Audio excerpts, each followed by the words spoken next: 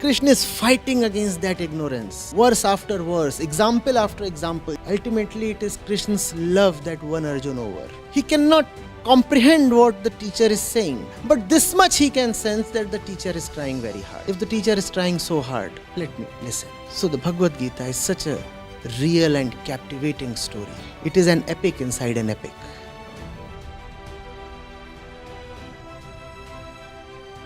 My name is Rohit and I'm an MTech scholar at NITS.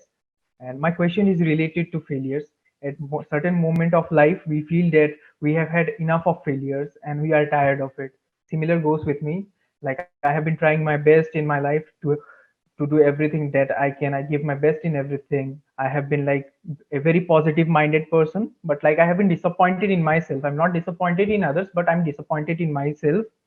But every time I try myself to stand up and give up my best, but now I feel like, yeah, it's been a lot of failures in my life, in both my personal and social life. I try hard to please people. I try to give my best in a relationship, but sometimes I get is like disappointed and dejection. So I don't know how much I recover myself, because after every time I fail, every time a soul within me goes to weaken. It weakens me a little bit. Even if I try to get up and work more, but it's not the same spirit. I don't have the same spirit anymore. And at the present moment, I just feel that I'm already very much weakened, but still I'm trying hard to cope up with everything and go go in my full force. But sir, like it's really disappointing for me sometimes. So I want to know, like, how should I tackle with this, or how should I tackle with this, or how what approach should I take in my life to just finish these failures and succeed in my life, both in personal and social life? You don't need an approach to deal with failure, Rohit. You need reality. You see, you wanted to do something. If you wanted to do something, there must have been a reason. Or are you just randomly pushing yourself into something? That doesn't happen, right? If you don't do that thing, if you don't attempt doing that thing, you suffer. That's the reason why you are doing that thing. What you are attempting is important. That's why you are attempting it. If you don't attempt it, you won't feel good. If you don't attempt it, there would be a hollow within. So that's your situation when you start. I am suffering, that's why I am acting. Now when you act to relieve your suffering, you push yourself into the action to relieve your suffering. The action demands a price to be paid, and the price to be paid includes failures in terms of results. You wanted to do that thing a particular way, you wanted your project to take a certain form, it does not take that form. So you suffer. Now the question is, which suffering is bigger? You have to remember that. It's a relative situation. If you look at only one suffering, it will appear too big. Do you get which two sufferings we are trying to compare? The suffering that first of all impelled you to do what you are doing, to pick up the project, right? So there is a suffering that pushes you to pick up that project. If you do not pick up that project, you will suffer even more. But when you do pick up that project brings in its own wake suffering of its own kind. Now this suffering starts appearing very big sometimes. It starts appearing big because you tend to forget the mother suffering that first of all pushed you into this project. If failure is so very painful to you, then don't act at all. Come on. Any project that you pick up, if it's worthy enough, it carries a significant risk of failure. And the risk of failure looms large irrespective of how worthy the project is. In fact, it is possible that more worthy projects in fact carry a higher risk of failure. And if failure pinches you too much, then I am saying don't act at all. Why act at all? Because failure carries a large probability of happening. You know in advance that there is a 90% chance of failure, and failure hurts, so why act at all? But you will act. And why will you act? Because what you are doing is important. If you do not do that, then that not doing, that inaction will hurt you even more. We forget that. We forget the mother suffering. So, the subsequent disappointments that come our way start appearing too big. Oh, I did this, and in the process of doing this, I am meeting with so much resistance and so much effort it takes, and I am tired, and people are saying that, and I have invested 2 years into it and nothing is coming of it. If it is all so bad, just drop it now. Drop it, don't do it. We forget why the thing we are doing deserves to be done in the first place. The mother reality we forget. That is why I am saying you do not need methods to cope with your pain. You just need a dose of reality. Failure hurts, I understand, hurts all of us. But how deeply would it hurt to not act at all? You tell me that. So if I would not try, like it was like I would be hurt more. I should give what a try. Exactly, exactly. So if you have to choose between these two sufferings, choose the lesser suffering. Is not acting an option at all?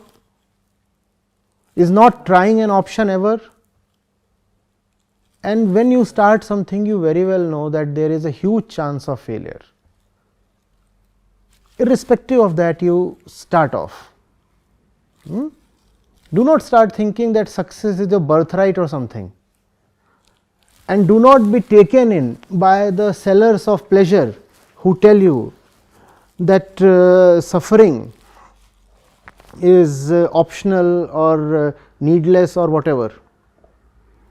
Suffering is a fact of life, Rohit. The best you can do is choose the better suffering, choose the higher suffering. I am not saying the bigger suffering, I am saying the higher suffering, higher, right. Suffer you must because you are alive.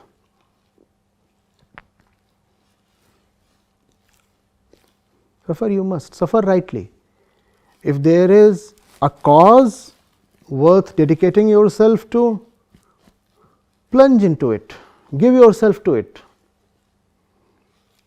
And when you do these things, a lot of circumstantial forces will strike you.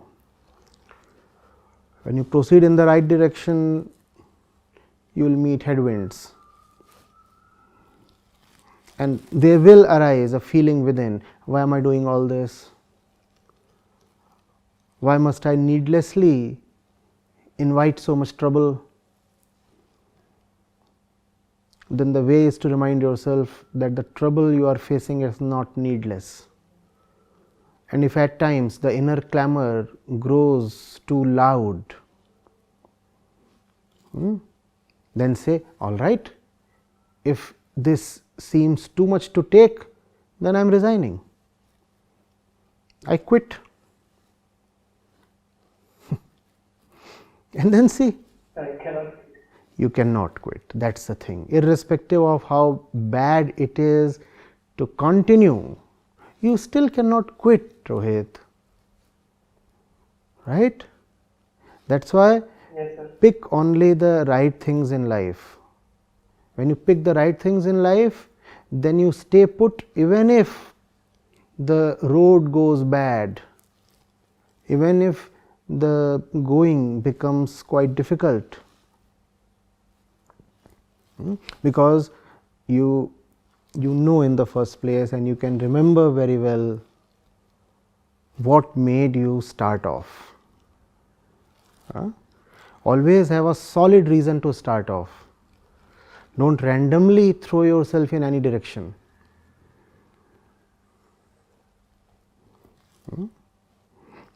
And never expect a trouble free ride.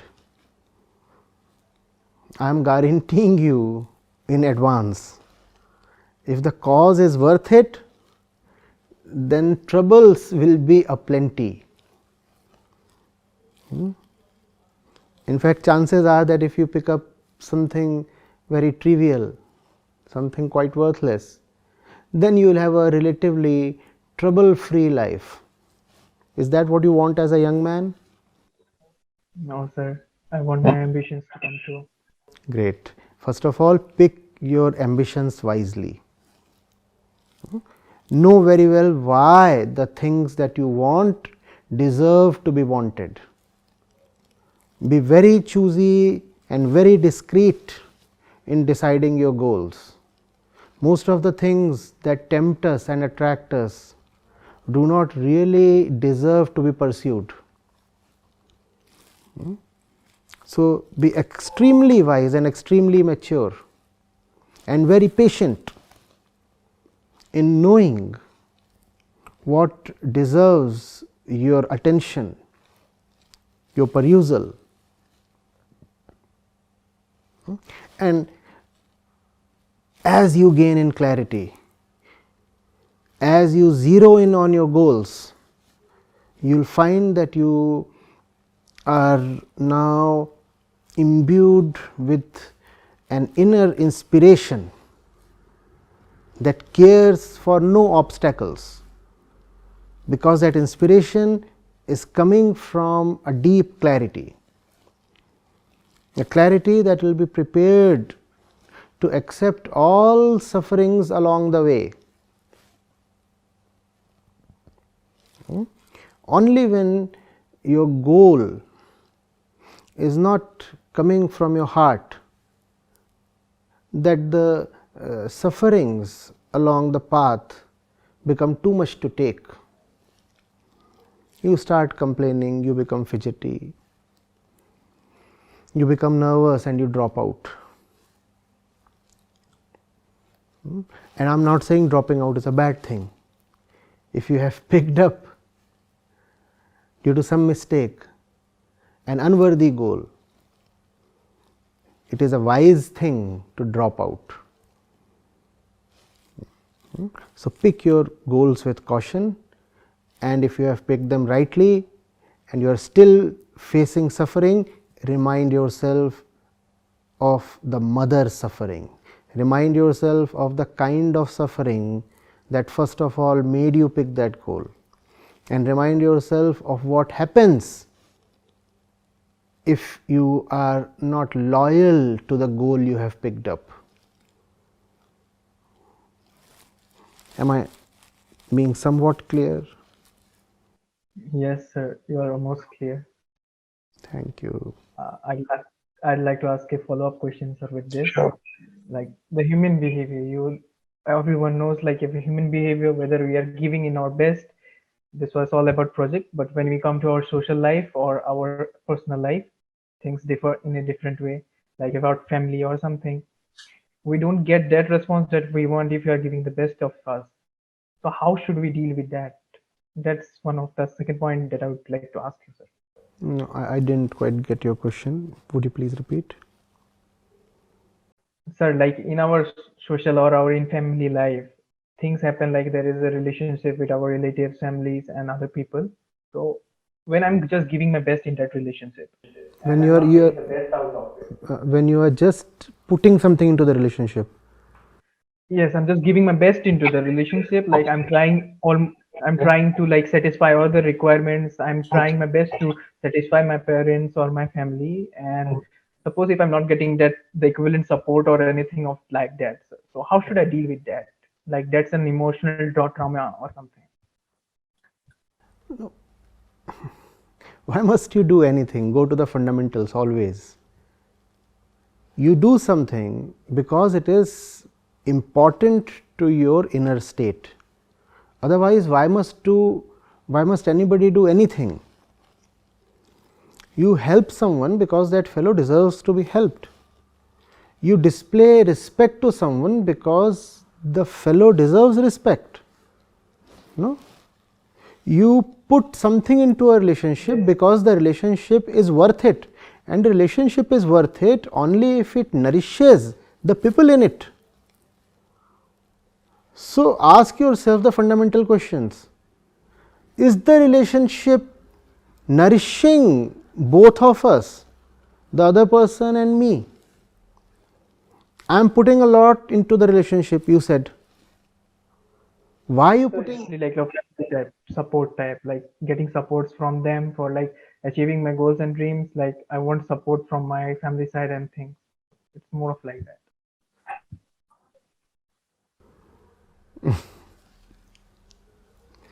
Your goals are your goals. As a young person, why do you want ratification or support from others? If that support comes, great, it's a bonus. But I don't suppose at your age others can have a great role towards energizing you in your journey. In fact, you might discover at some point that it's a worthy project to help the people around you and help them by correcting them.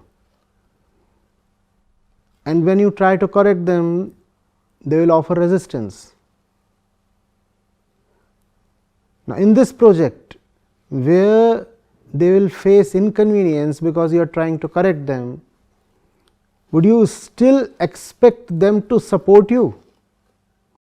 No. That's what. That's what. Worthy projects can run only on innate inspiration. I do realize that being creatures of flesh and blood, we all are affected by what others are saying, doing. Others' support motivates us, lack of support makes us feel lonely. Those things happen, but those things have to be kept to a limit. Otherwise, life will be an exercise in helplessness. You don't want that.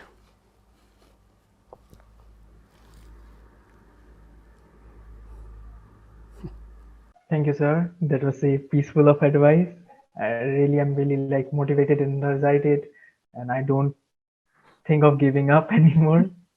Neither I thought that. Thank you, sir. Thank you so much for your valuable advice. Thank you.